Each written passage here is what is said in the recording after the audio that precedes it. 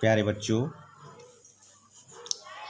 Online classes के अंतर्गत जैसा कि आप जानते हैं कि अभी कोरोना के कारण पूरा भारत लॉकडाउन में चल रहा है और आपकी पढ़ाई में कोई बाधा ना हो, इसके लिए सरकार ने व्यवस्था की है कि आप ऑनलाइन पढ़ाई करते रहें।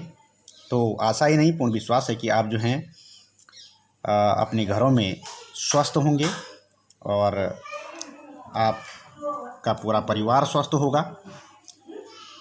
इसी के अंतर्गत क्लास 11th B 11 ब की मैथमेटिक्स मैं शुरू करने जा रहा हूँ। आज दिनांक 2/5/2020 और जो पहला हमारा जो लेसन है वो है समुच्चय सिद्धांत। तो आइए जानते हैं कि समुच्चय सिद्धांत क्या है। तो प्यारे बच्चों, समुच्चय जो है, विश्व में जब हम आंकड़ों को संग्रहित करते हैं तो उन्हें एक नियम के तहत रखा जाता है और इन्हीं के प्रयोग के लिए जो है समुच्चय का निर्माण किया गया है। गणित में इसका बहुत बड़ा रोल है। यह सिद्धांत वस्तुओं, संख्याओं तथा इसी प्रकार की कई आंकड़ों के संग्रहों से संबंधित है। जैसे हम कहें कि हमारे गांव में अभी तक जो भी प्रधान बने हैं, उनका एक संग्रह अगर हम कलेक्ट करना चाहें, भारत में जितने भी प्रधानमंत्री हुए हैं उनका एक संग्रह अगर हम लेना चाहते हैं। इसी तरह से अगर हम कहें कि अंग्रेजी के जो शब्द हैं, वॉवेल्स हैं, अंग्रेजी के जो वॉवेल्स हैं यानी स्वर हैं, उनका संग्रह, या फिर कंसोनेंट्स जो हैं, व्यंजन हैं, उनका संग्रह, अंग्रेजी के शब्दों का संग्रह, स्वरों का संग्रह आदि। इसी प्रकार जब हम आंकड़ों को संग्रहित करते हैं तो समुच्चय का प्रयोग करते हैं। मैथमेटिक्स यानी कि गणित में इसका बहुत बड़ा रोल है और धीरे धीरे क्रमांगत आप देखेंगे कि रिलेशन, फंक्शन, ट्रिग्नोमेट्रिक फंक्शन, इन सब में जो है सेट थ्योरी का क्या प्रयोग होता है, ये प्यारे बच्चों आप धीरे धीरे जानेंगे। इसके अंतर्गत सेट की अगर हम परिभाषा कहें यानी कि समुच्चय, तो अभी आप समझे समुच्चय क्या है, ये जानते हैं। हम कह सकते हैं कि वस्तुओं के संग्रह का सुपरिभाषित जो आंकड़े होते हैं उसे ही समुच्चय कहते हैं।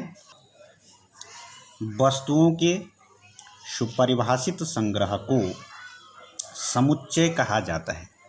प्यारे बच्चों, ये शब्द जो आप देख रहे हैं सुपरिभाषित, इसका यहाँ पर बहुत अधिक मीनिंग है। सुपरिभाषित मतलब जिसको हम समुच्चय में रखेंगे उसको परिभाषित किया जाना चाहिए। इसका मैं अभी उदाहरण देके आपको समझाता हूँ। फिलहाल अंग्रेजी में इसे कहते हैं सेट। तो ए सेट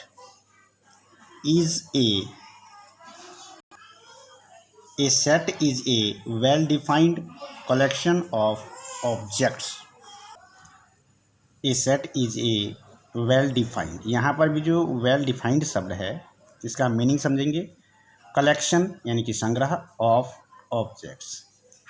तो सेट वेल डिफाइंड का कलेक्शन होता है। यहाँ हम देखेंगे कि गणित में जैसे n ये नेचुरल नंबर का सेट है। नेचुरल नंबर यानी कि प्राकृत संख्याओं का समुच्चय, n प्राकृतिक संख्याओं का समुच्चय। इसमें देखिए नेचुरल नंबर 1 से शुरू होता है, 1 2 3 4 एंड सो ऑन इन्फिनिटी तक जाता है। W जो पूर्ण संख्याओं का समुच्चय है, वो ज़ीरो जो पूर्ण संख्या यानी होल नंबर होता है उसमें नेचुरल के साथ 1 2 3 से पहले ज़ीरो आता है, यानी कि ज़ीरो भी अगर लेते हैं हम तो पूर्ण संख्याएं कहलाती हैं, पूर्ण संख्याओं का सेट हो गया। और जेड जो पूर्णांकों का समुच्चय होता है, पूर्णांकों का जो समुच्चय है माइनस इन्फिनिटिव से जितनी भी नेगेटिव संख्याएं हैं -3 -2 -1 ज़ीरो यानी कि होल नंबर भी इसमें आता है और natural number 1 2 3 4 and so on infinitive तक, ये पूरा जो है नंबर लाइन में दर्शाया जाता है, इसे पूर्णांकों का समुच्चय कहते हैं। उसके बाद आता है क्यू, जिसे हम परिमेय संख्याओं का समुच्चय कहते हैं। परिमेय संख्याओं, इसके अंतर्गत परिमेय संख्याओं का समुच्चय जानते हैं आप P/Q यानी कि भिन्न के रूप में जो लिखा जाता है। इसमें Q जो है कभी भी ज़ीरो नहीं होना चाहिए, क्योंकि अगर Q ज़ीरो हो गया फिर इसके वैल्यू यानी कि किसी में भी अगर ज़ीरो का डिवाइड करते हैं हम तो इन्फिनिटिव आ जाती है और अनंत कोई संख्या निश्चित होती नहीं है, इसलिए Q कभी ज़ीरो नहीं होना चाहिए। T जिसको अपरिमेय संख्याएं हम कहते हैं, T सिंबल से हम डिनोट करते हैं, तो अपरिमेय संख्याओं का ये समुच्चय जिसमें √2 √3 √5 जितने भी हमारे अभाज्य संख्याएं हैं उनका रूट हम नहीं निकाल पाते हैं। और पाई, इसके अलावा बहुत सारे और भी अपरिमेय संख्याएं होती हैं, वो सब इस सेट में आती हैं। आर वास्तविक संख्याओं का समुच्चय होता है और माइनस इन्फिनिटिव से इन्फिनिटिव के तक जो है पूरे जो नंबर लाइन है इसमें माइनस इन्फिनिटिव से लेकर के जितने भी नंबर्स आते हैं और इन्फिनिटिव तक, इसमें नेचुरल नंबर, होल नंबर जो भी पढ़े हैं, नेचुरल नंबर, होल नंबर और जेड, ये सब ऐसे सबसेट बाय आते रहते हैं जेड। और ये आपका उसके बाद आ जाएगा क्यू और मिला के टी, और इन सब का जो सेट है वो सबसेट है आर है। आर के अंतर्गत ही पूरे आते हैं, यानी कि सबसे छोटा पहले एन नेचुरल नंबर, उससे बाहर इसमें ज़ीरो आ जाता है, शामिल हो जाता है, होल नंबर कहलाता है। उसके बाद इसके बाहर जो है वो जेड आ जाता है जिसमें पूर्णांक सारे आते हैं।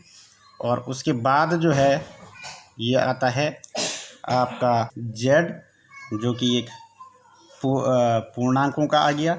और इसके बाद हम अगर इसमें देखें तो ये आएगा क्यू, और यहाँ पर मान लीजिए हम अपरिमेय संख्या लेते हैं और इन सब के बाहर एक संख्या हम लेते हैं वो आर है, ये टी है अपरिमेय संख्या, तो सबको मिला करके वास्तविक संख्याओं का समुच्चय आता है और ये सब समुच्चय में रखे जाते हैं। डियर स्टूडेंट, इसमें समुच्चय का जो चिन्ह है, सिंबल है, वो ये कर्ली सिंबल है जिसको हम मंझला कोष्ठ से भी दर्शाते हैं। तो इस सिंबल के अंदर हमें संख्याओं को रखना है या जो भी हमारे समुच्चय में आएंगे वो इनके अंदर रखना है।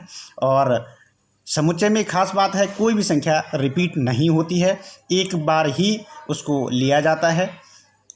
और ये जो है समुच्चय के मुख्य नियम हैं।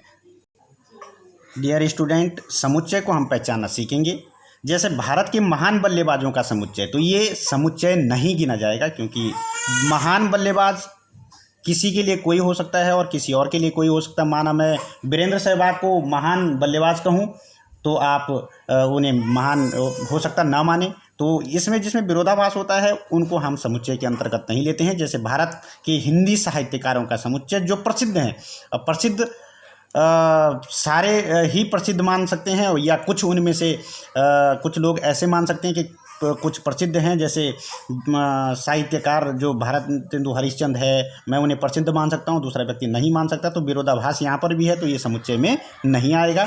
लेकिन महीनों का जो समुच्चय है इसको हम क्लियर कर सकते हैं, क्योंकि 12 महीने हैं और इसमें जनवरी, फरवरी, मार्च, अप्रैल, मई, जून, जुलाई, अगस्त, सितंबर, अक्टूबर, नवंबर और दिसंबर, ये हम क्योंकि क्रम निश्चित है और 12 ही महीने हैं और निश्चित है, इसलिए